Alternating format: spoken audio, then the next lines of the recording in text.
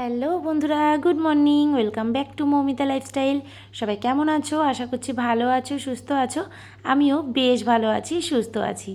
আর ব্যস্ততম একটা দিন থেকে তোমাদের সাথে কিছুটা শেয়ার করতে চলেই এলাম। তো দেখো, সকাল সকাল চলে এসেছি পেঁপে পারবো বলে। তো অনেকগুলো পেঁপে হয়েছিল, এক এক করে সবকটাই পাড়া হয়ে গেছে। লাস্ট কয়টা ছিল, তো একটা পেঁপে পারবো বলে চলে এসেছি। আর ওই যে দেখালাম এক কান্দি কলা হয়েছে। আর আমাদের বাড়িটা যেহেতু গ্রামের মধ্যে, তো সেই জন্যই ভালোই অনেক গাছপালা আছে। কলা গাছ, আম গাছ, জাম গাছ, লিচু গাছ, নারকেল গাছ, এগুলো সবই আছে। তো দেখো, সকাল সকাল চলে এসেছি কিচেনে চা বানাতে। ওদিকে বাসি কাজবাজও হয়ে গেছে, একটা পেঁপেও পেরে নিয়ে এসেছি রান্না করব বলে। তো এদিকে চা বানিয়ে নিয়েছি, এদিকে 2 কাপ চা করে নিয়েছি। আর সাথে ছিল ছেলে মেয়ের জন্য হরলিক্স, কারণ ওরা ঘুম থেকে উঠলেই ওদেরকে ফ্রেশ করে হরলিক্সটা দিয়ে দেব। আর এখানে আমার জন্য একটু রয়েছে গরম জল। তো আজকে কিন্তু আমি লিকার চাই বানিয়ে নিয়েছি। আজকে একদম কিছু খাবি? কি খাবি? কি খাবি? কি খাবি? Piku Piku Piku Piku Piku Piku Piku Piku Piku Piku Piku tata tata.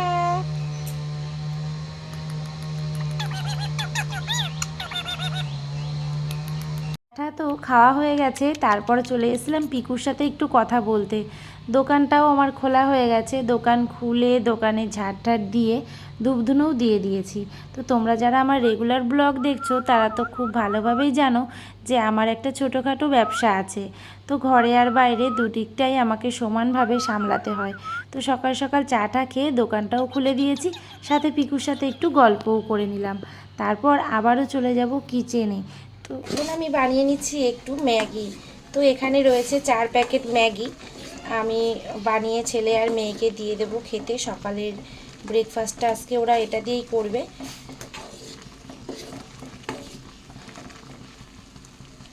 তো চলো, ম্যাগিটা আমার প্রায় হয়ে গেছে। ছেলে মেয়ে ওদিকে স্কুলে চলে গেছে। আর এদিকে দেখো, এই যে গাছ থেকে পেঁপে পেরেছিলাম, ওটাই ভাসুরের মেয়েকে দিয়েছিলাম মাখানোর জন্য। তো দেখো কি সুন্দর করে মাখিয়ে নিয়ে এসছে। তো আমাদের মতো কে কে পেঁপে মাখা খাও সেটা কিন্তু কমেন্ট করে জানাও। তো দেখো,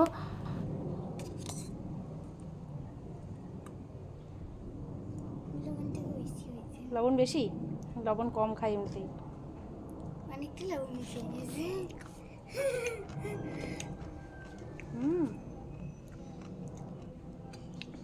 টেস্টি।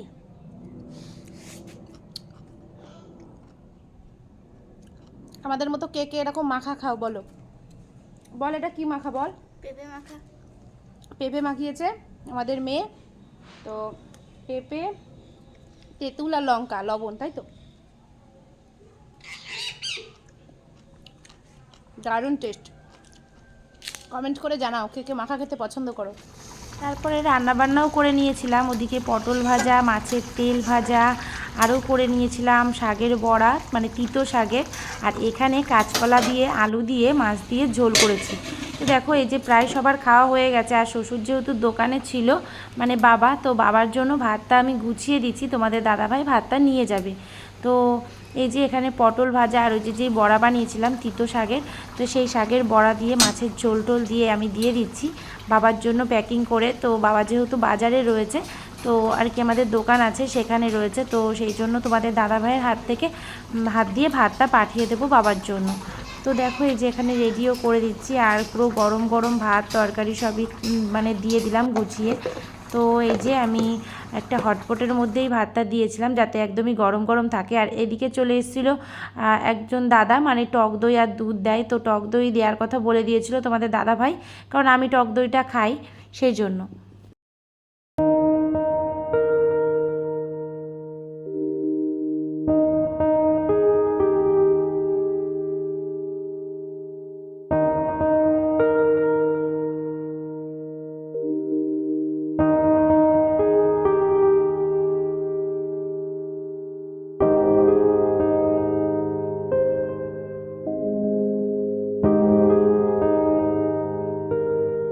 কাজবাজ আমার প্রায় হয়ে গেছিলো, বাসন ছিল কিছু, সেই বাসনগুলো নিয়ে আমি ভালো করে মেজে নিচ্ছি।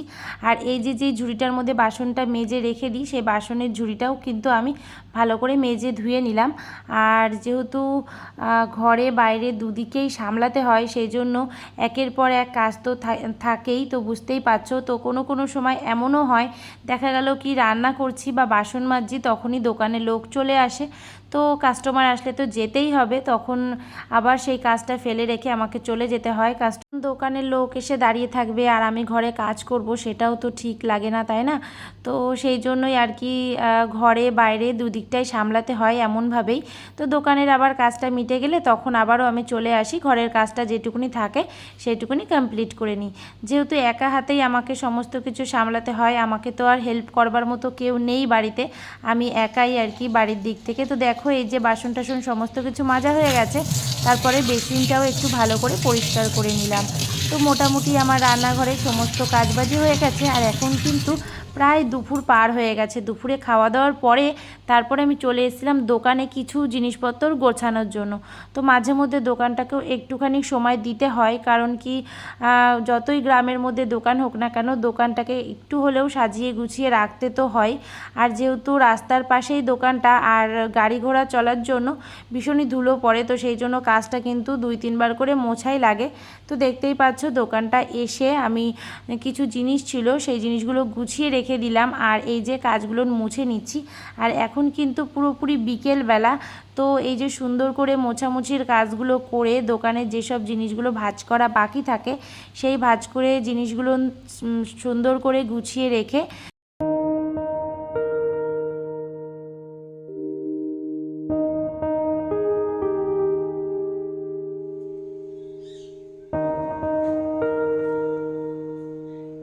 যেহেতু সন্ধ্যা হয়ে গেছিলো, একবারে দোকানের সন্ধ্যাটাও আমি দিয়ে দিলাম। তো দোকানে সন্ধ্যা দিয়ে তারপরে ঘরে চলে যাব। ঘরেও সন্ধ্যা দেওয়া থাকে, ঘরে সন্ধ্যা দিয়ে তুলসীতলাতে সন্ধ্যা দিয়ে তারপরে একটু চা বানিয়ে বসে পড়বো ছেলে মেয়েকে নিয়ে বই পড়াতে। তো দেখো কি সুন্দর লাগছিল বাইরের ভিউটা, সেটা একটু তোমাদের সাথে শেয়ার করলাম। আর এখন চলে এসেছিলাম ব্যালকানিতে, চা খেতে খেতে তোমাদের সাথে একটুখানি শেয়ার করছিলাম।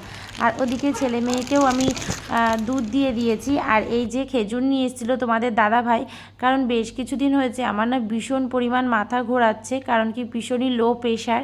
তো সেই জন্যই খেজুর নিয়ে এসছে। তো খেজুরের প্যাকিংটা আমি খুলে দুটো খেজুর খাবো আর মেয়েকেও দেবো। ছেলে তো এসব খেতে চায় না, তো ওকে জোর করলেও ও খায় না, সেই জন্য মেয়েকে যেটা দিই মোটামুটি ও একটু খায়। তো মেয়েকে দিয়ে দেবো, যেহেতু ওদের দুধটা খাওয়া হয়ে গেছে, আর খেজুরটা দেবো। আর ওদিকে মেয়ে আর ছেলেকে নিয়ে একটু বই পড়াতে বসাবো।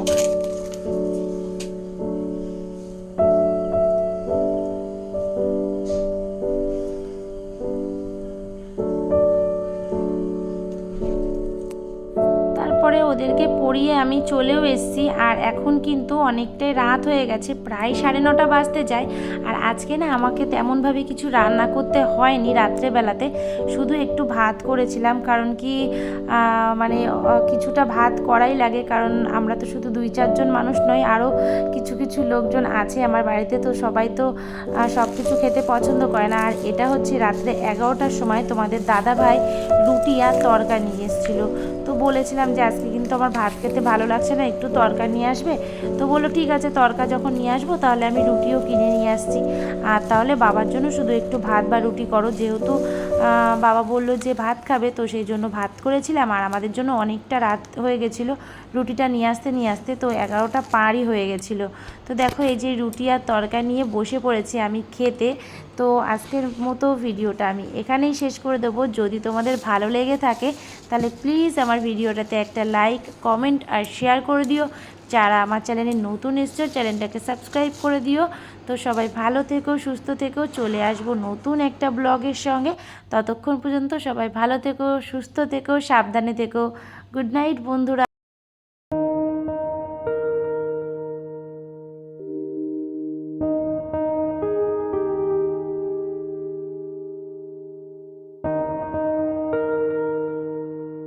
বুঝে পর্যন্ত যারা আমার ব্লগটা দেখছিলে তো সবাইকে জানাচ্ছি অনেক অনেক অনেক ভালোবাসা, ধন্যবাদ।